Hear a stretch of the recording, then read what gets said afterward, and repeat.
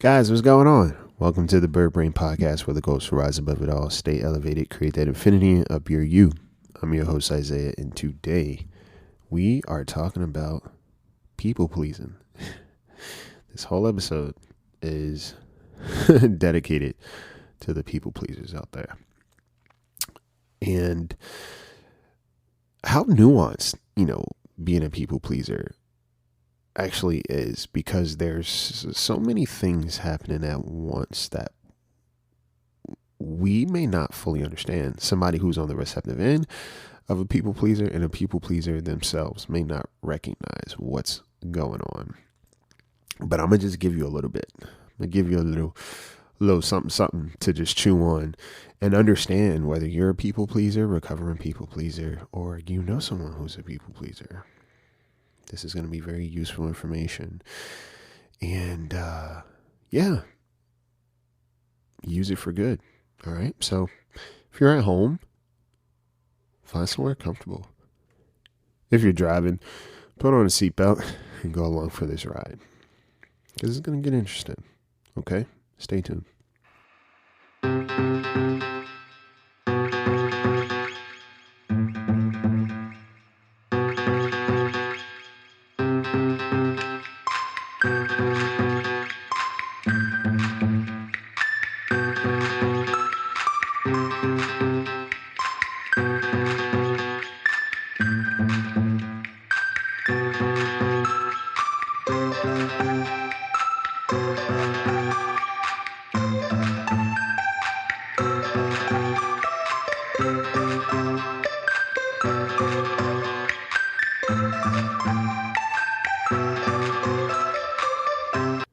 I just realized it's the month of love, in theory, the hallmark month of love.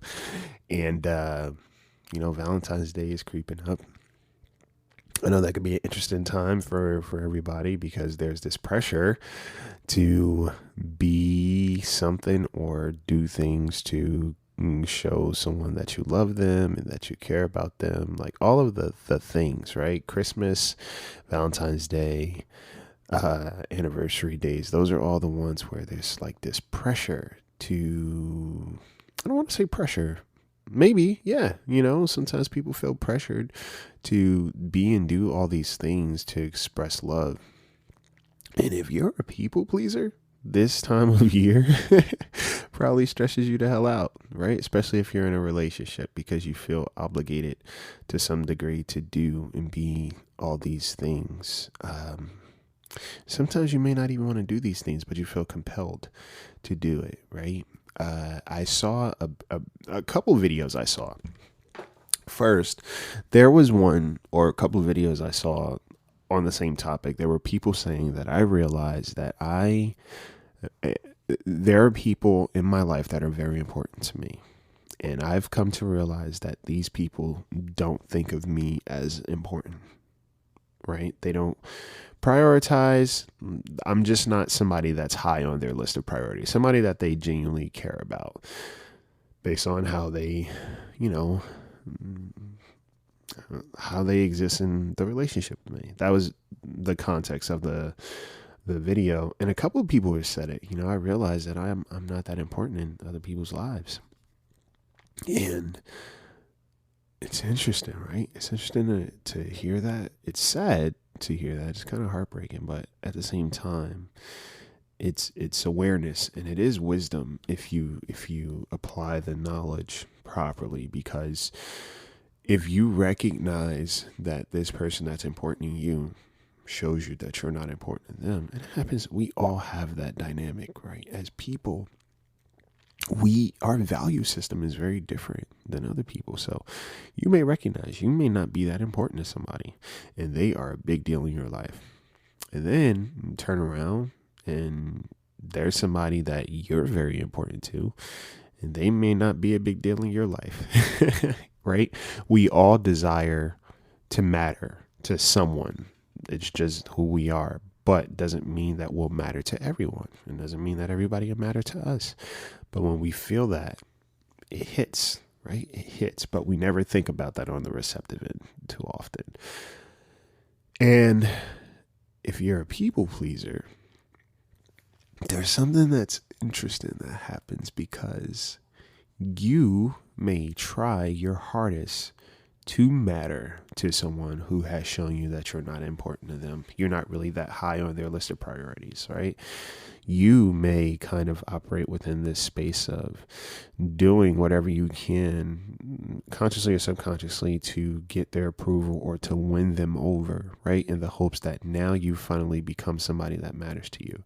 The truth of it is that people will always show you what they think of you, right? And I don't know if somebody gradually, here's the deal.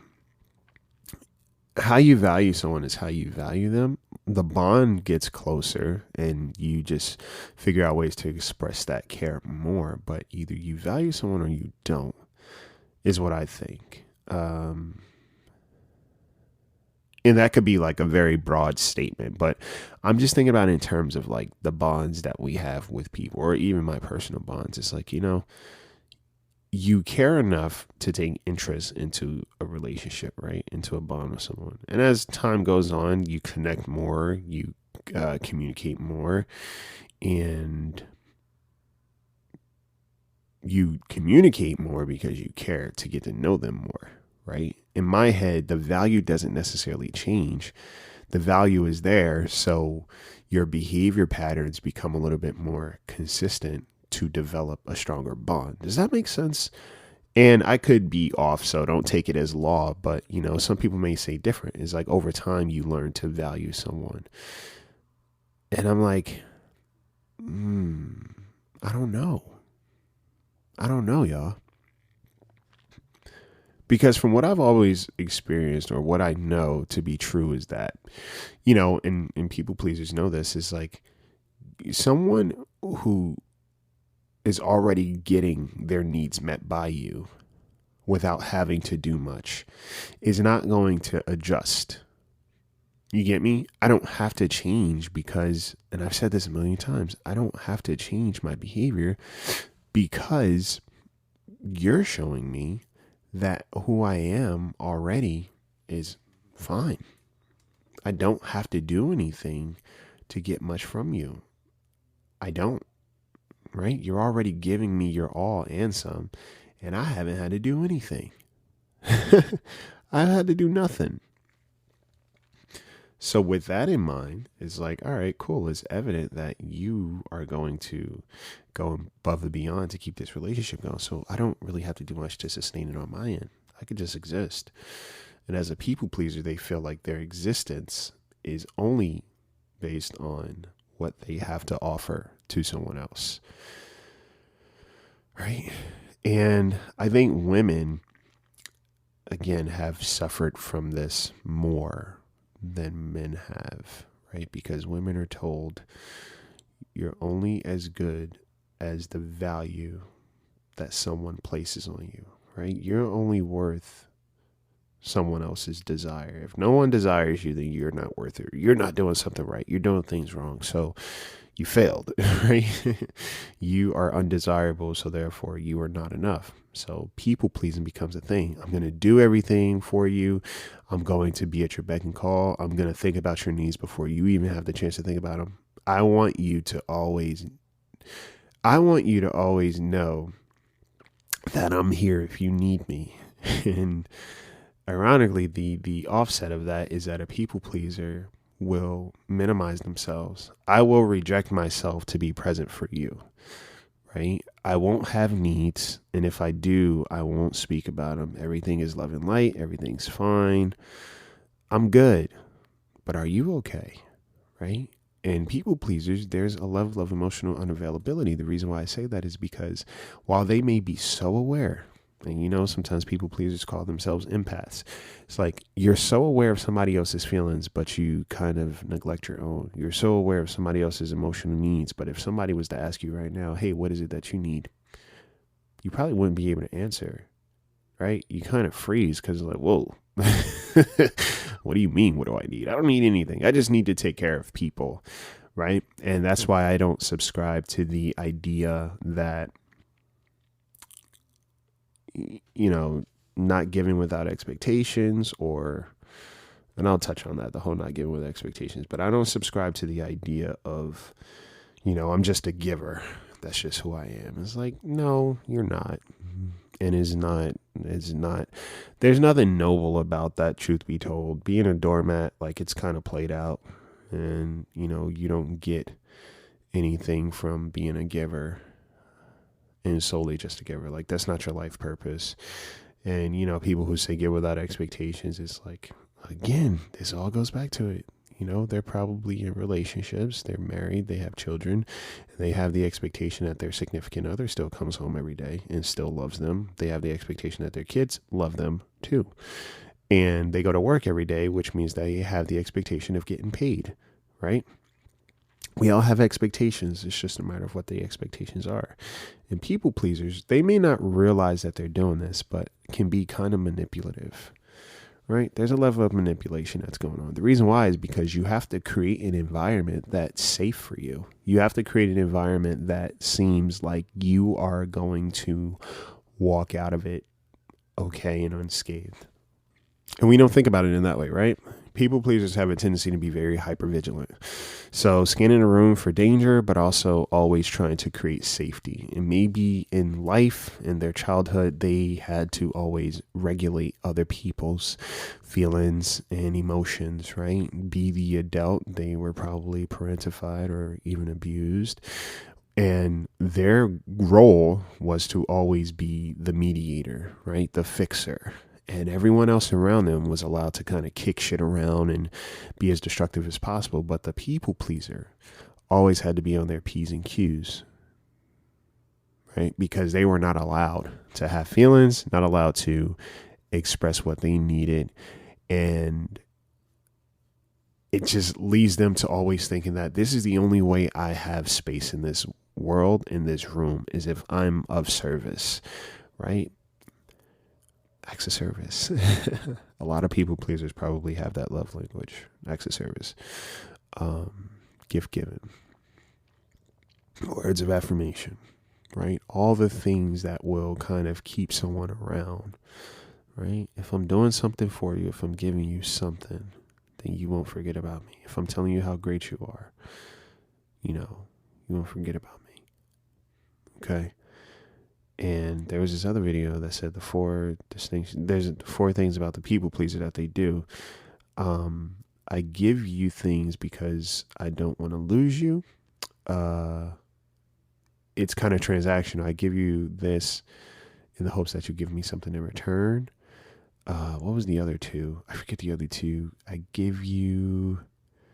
I'm compelled to give you things and I don't even know why. That's another one. Or I'm compelled to do this for you, whatever the case may be. My actions are based off of compulsion, right?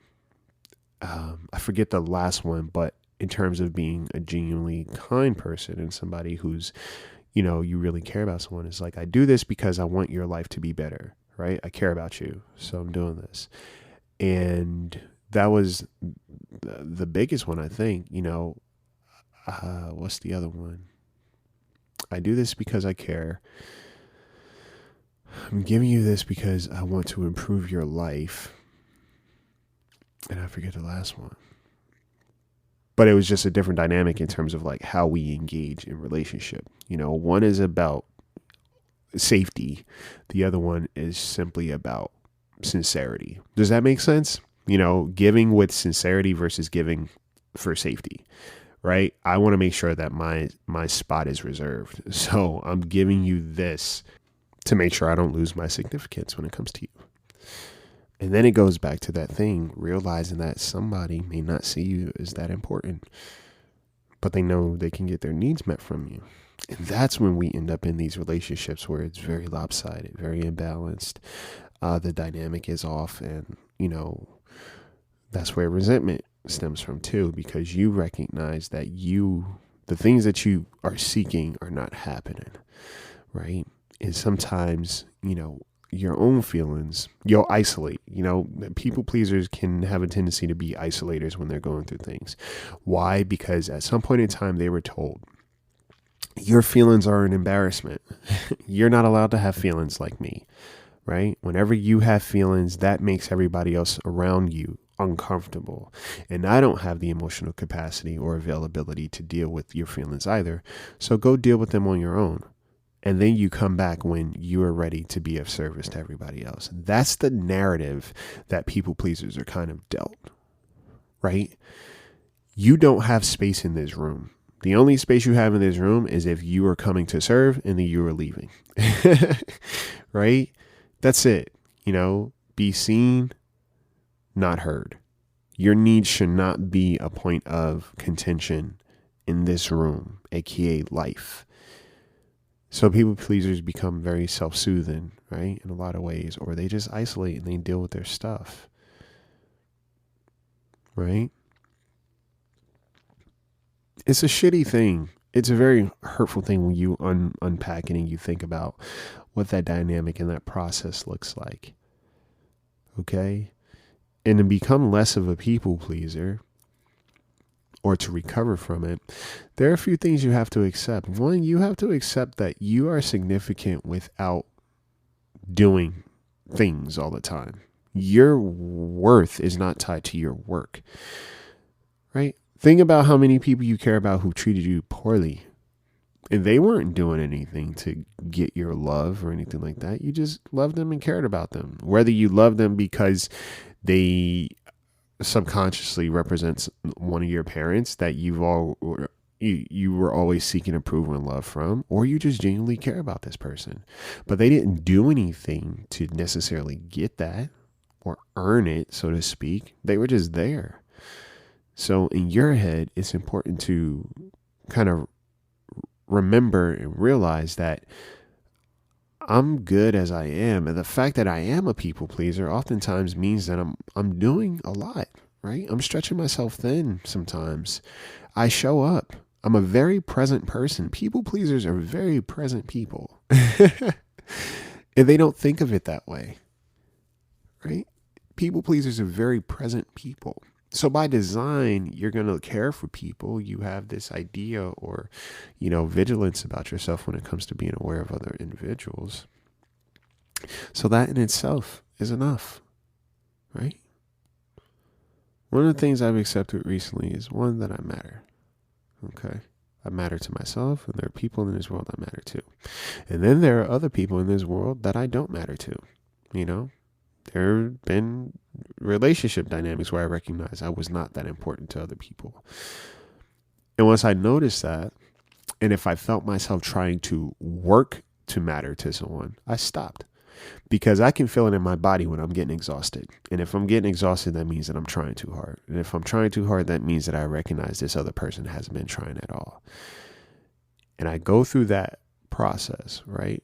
Those levels. And finally, I get to the point where I'm like, you know what? Let me take a step back. Let me take a huge step back and let things be what they are.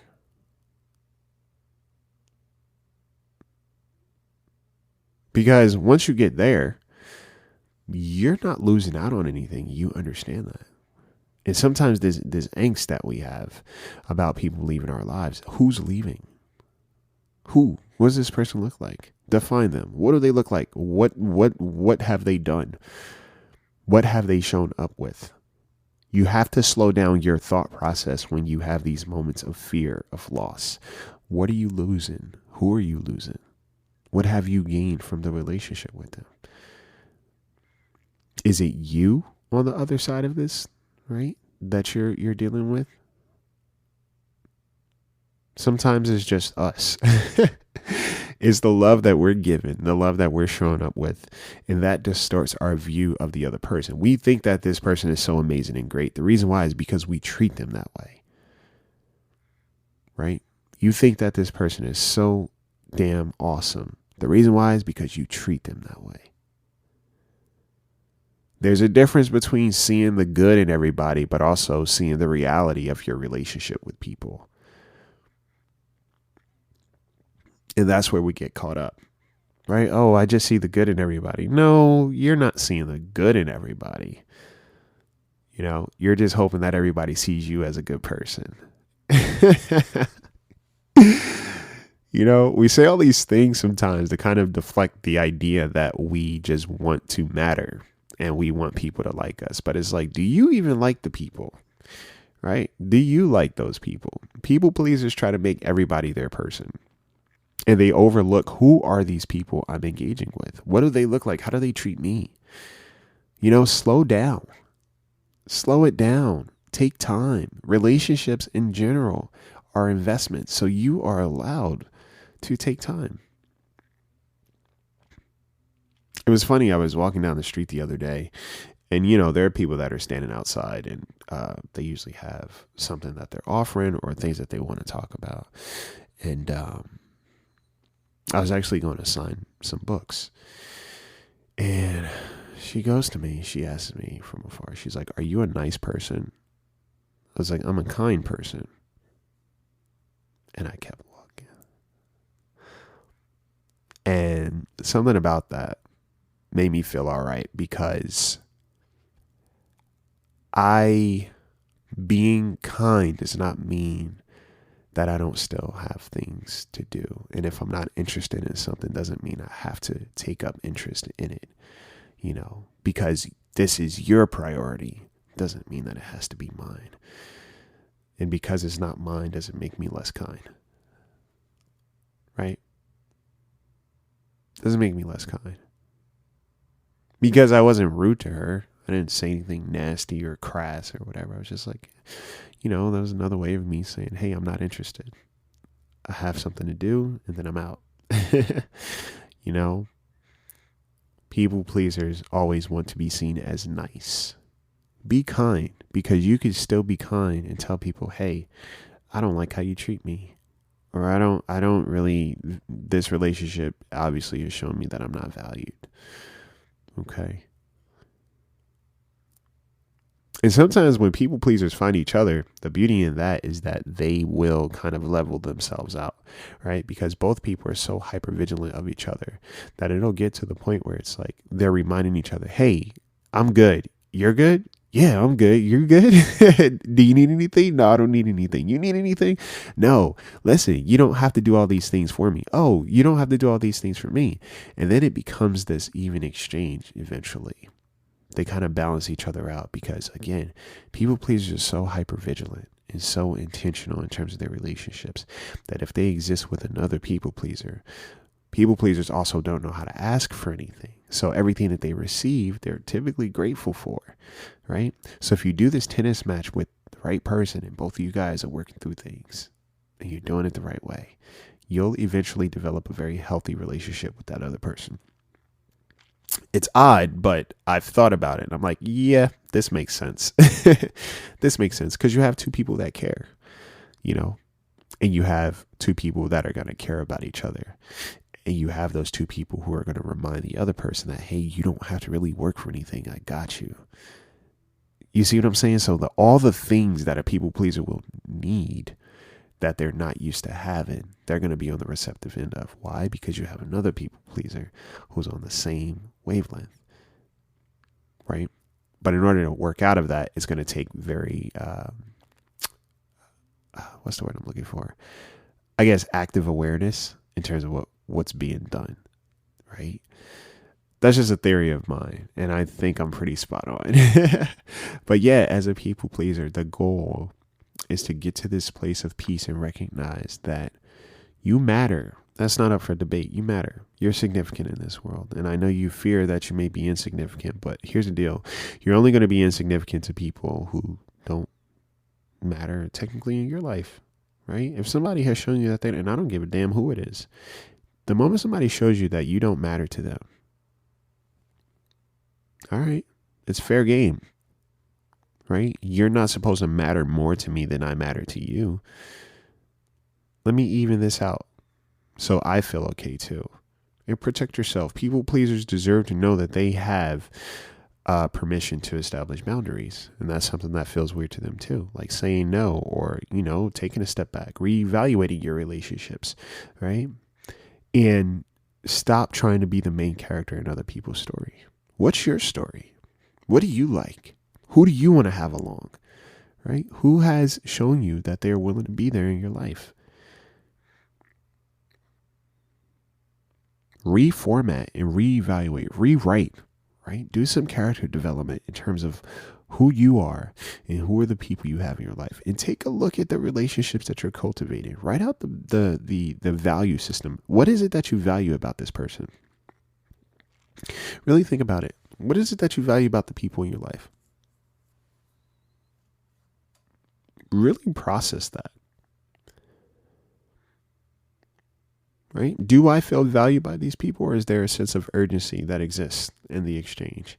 Do I always feel like I need to be on, otherwise they're going to leave me, or they're going to get bored of me, they're going to get tired of me, they're going to forget me? Is that the things that go through your head? If so, think about that. Look up your attachment styles, because that's going to tell you a lot too. Do I like these people, or do I just want them to like me? And people pleasers also have a tendency to self-sabotage, right? Since you already fear rejection, you will reject yourself. And you will also create environments and scenarios with people who have the propensity to reject you to do that, right? You'll develop relationships with people who already don't value you. And on some level, you recognize that, and you'll engage with them. Or people who do care about you, you'll probably push them away. You'll create an environment where you end up pushing them away, right? Consciously or subconsciously. Okay. Emotional permanence is a big thing for people pleasers too. Like, I don't think that I matter past the moment that you tell me I do. Okay. I don't think that I'm good enough. But where's the truth in that? Is there truth to it? And what does good enough look like? There are so many questions you can ask yourself and take inventory in when it comes to being a people pleaser. Okay.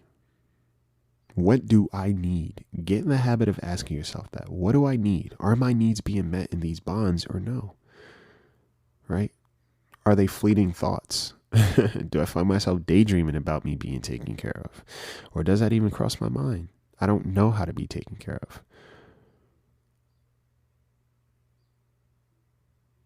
All these things are worth thinking about, y'all. And remind yourself, I deserve to be loved and cared for too. Now I'm just going to focus on the places that love and care for me. And it starts with me, right? You have to be one of those people. Because sometimes we show people that we don't matter. All right. So that's all I got. I think that's all I got. I could do so much more on this. And maybe I will revisit this topic again, but I thought it was just something worth talking about. Because I like that I'm seeing more videos about people expressing certain things, like the realness of stuff, right? Being afraid that you may not matter to someone as much as they matter to you. Or recognizing that you may not matter to somebody as much as they matter to you. And truth be told, everybody wants to matter. We all want to be significant in somebody's life. It just may be different in terms of who, right? But we all want to matter. We all want to feel like we matter to somebody. And when we understand that we don't matter to someone, that may hurt a little bit. But that's information, because that lets me know that regardless of what I was doing, you still didn't value me. So I don't need to keep doing it. You're not eventually going to value me, because after all this time and everything that I was doing, you didn't value me anyway. So we're good. All right. And ask yourself, why do I do the things that I do? Is it to get approval and validation and to be seen as something? Or is it because I genuinely want this person to be okay, regardless of whether I'm in their life or not? And look at your value system. Who are these people to me? All right. So that's all I got. If you like the podcast, rate, comment, subscribe. If you're on Apple or Spotify, do your stuff. Let's bump up the reviews. If you like it, leave a rating. It takes a couple of seconds, literally. Just click the stars and you can tell people what you like. And shout out to the people who have been spreading the word. I get to see what you write, and it means the world to me that I've been able to be a part of your world and help you guys just, work through some stuff, right? If you want to become a Patreon subscriber or Apple Podcast subscriber, shout out to my subscribers. You get early access to these episodes. You get bonus content. And Whenever I'm listing things off, I forget. But yes, early access and some bonus episodes. Some good stuff. All right. And if you want to coach, right? If you're a people pleaser, recovering people pleaser, and you want to work through some things, hit me up. I am accepting new clients, and I would love to work with you because, people pleasers need to recognize that it's a pleasure to have them around without them running around. Okay. And the link is in bio for that. And I think that's it, y'all. Yeah. Take care of yourselves. Okay. Take care of each other, but take care of each other in a healthy way. All right. And take flight.